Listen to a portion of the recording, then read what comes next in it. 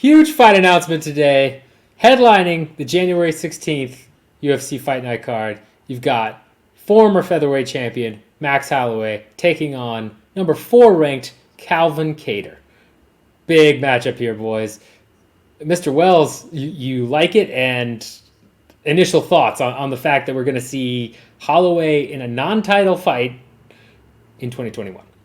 Yeah, it's crazy. I love this matchup on paper. Like everything about this it screams excitement.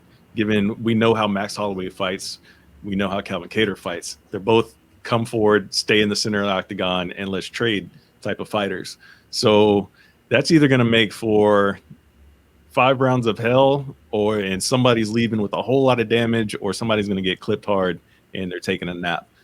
It's going to be fireworks. Like, I mean, when you say, like, when you look at a card and you're like trying to figure out fight of the night, I mean, that is the one that you point to already. I don't care what else is on the fight card. That's the one I'm picking for fight of the night. I don't know what else you could put on that card to be like, nope, that would beat Kattar versus Holloway. That's how exciting my matchup this is, and I can't wait to see this one, man. Strong words from Mr. Wells there. Drake, do you think this fight of the night on paper? I mean, I got to see the rest of the card first, but yes, this is a very good candidate. All right up there. How can you go wrong? Really, it's kind of another case. We were talking about the strawweights earlier. Featherweight matchups, hard to put two guys together, and it isn't going to be fantastic among the top 10 here.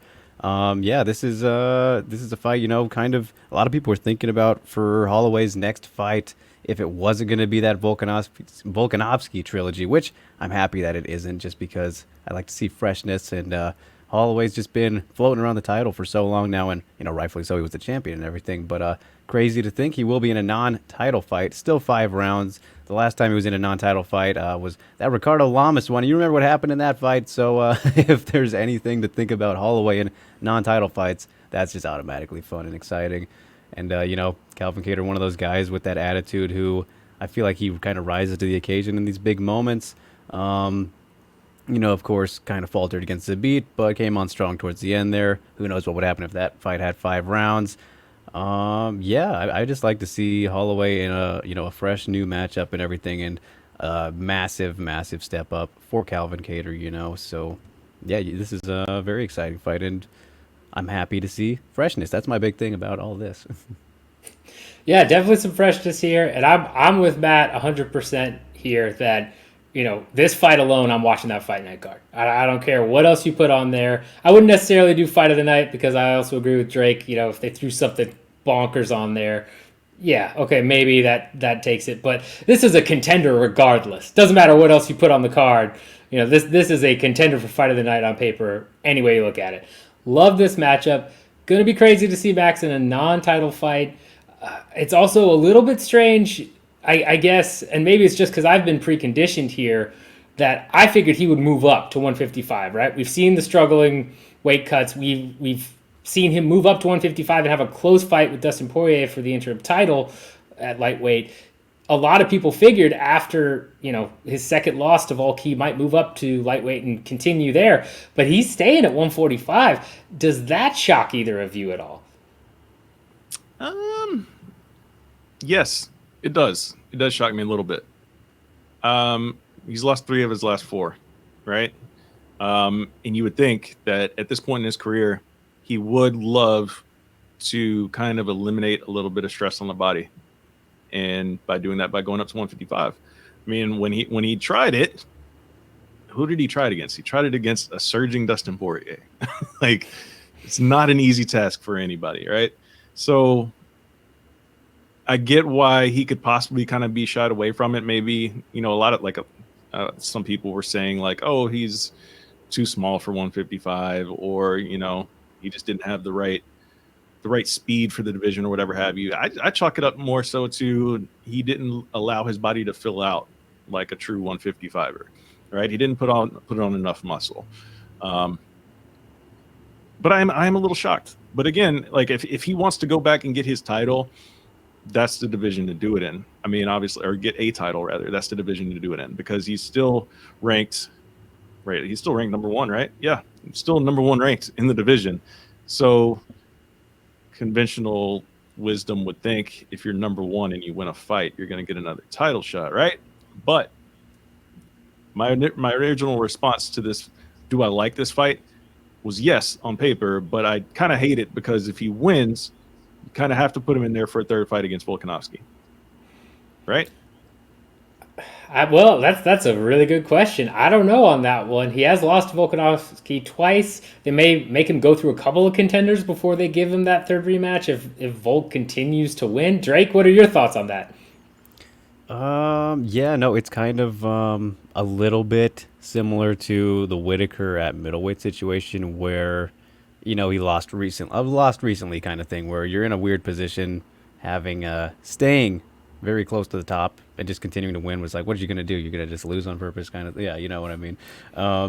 Yeah, I don't know. It depends on what happens with Volkanovski's matchups. Ortega seemingly the next one.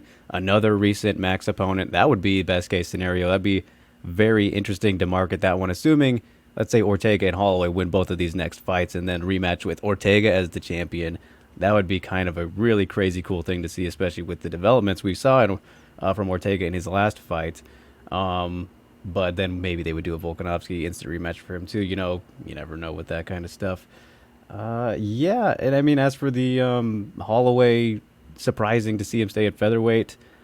I wasn't really surprised to see him stay, but I agree with all of Matt's points, if that makes any sense. I'm not surprised because I feel like there was really no serious talk about it, and just because of the fact that it was seeming like for a little bit we were gonna see that third Volkanovski fight, so my mind was totally set on, okay, well, he still wants to stick around with featherweight for at least to try and fight him one more time. So I'm not really surprised by it, but yeah, I think Matt made excellent points as to why, he should probably give lightweight another shot. Why not? And especially with Khabib gone now, everybody should go up.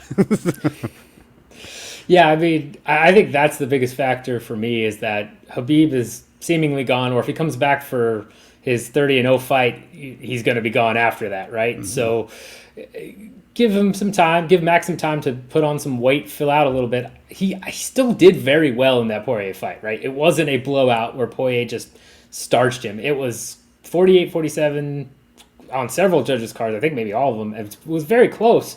Like, I think Max takes some time, puts on some muscle. I think he can do very well there, especially with who's remaining there, right? You're looking at a Conor rematch, which would be phenomenal at lightweight. You're looking at Gaethje versus Holloway, which is a matchup that just, please give that to me at some point in my life. So I think there's a lot of fresh matchups there, and as long as Volk holds the belt at 145, it's going to be hard to sell fans on a trilogy, right? Max is 0-2. You can do it. It's just a little bit tough. So I guess I was shocked by that, but I think your guys' points all make sense.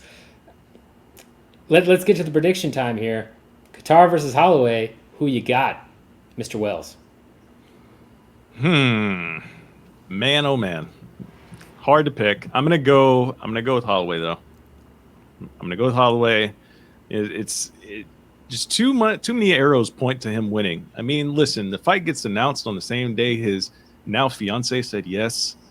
Come on, it's just destined to be. It's destined to be. It's destined to be. I'm going with Max Holloway. All right, one for Max. Drake? Yeah, I have to go with Max too, just because you got to look at the situation here kind of with him. And, yes, he has lost more fights recently than he has won them, but it hasn't been a situation where he is visibly and clearly declining, right? Like these fights, sure, he lost to Poirier and Volkanovski in the first fight, pretty clearly, but they were still competitive. He wasn't completely blown out or anything like that. Then, of course, the Volkanovski rematch. Many people think that he won that fight. I know that we are not none of us believe that, but still very close and all that. Point is, Max is still fighting and looking like a champion. He's still at the top of his game. Just that other people have gotten onto his level a bit, and I don't know if Calvin is quite there yet. He is improving, obviously, and getting better and better each fight. I think he deserves a fight like this. It's perfect to show where he is at, but I don't know if it'll be, if he's quite there to be able to take out somebody like Holloway, who, hasn't shown, at least in my opinion, any big big signs of slowing down. So yeah, I got to go with the former champ. Yeah, I'm with you guys here as well. After that first Volkanovski fight, you kind of wondered, did somebody figure out the blueprint to beating Max Holloway? And then he came back in that second one, and as you said, many people had Holloway winning that fight, even if we didn't. And it was very close. You can't go any way around that, right?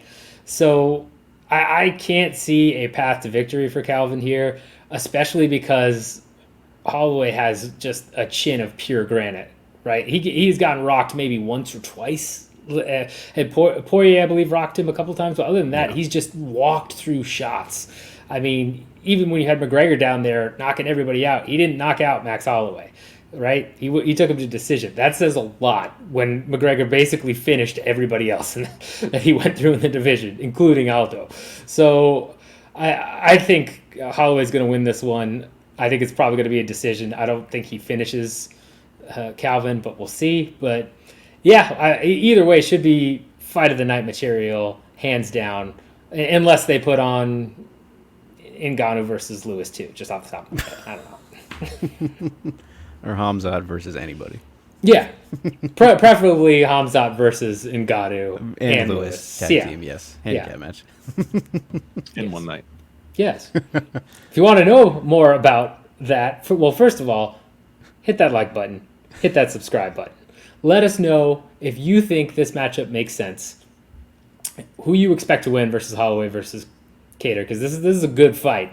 No way around it. And then if you want to know more about 2 versus 1 matchups, go ahead and go see my interview on the Fight Business Podcast with Mr. John Nutt, who's doing Fight Circus this weekend. Shameless plug, because he knows all about that stuff. So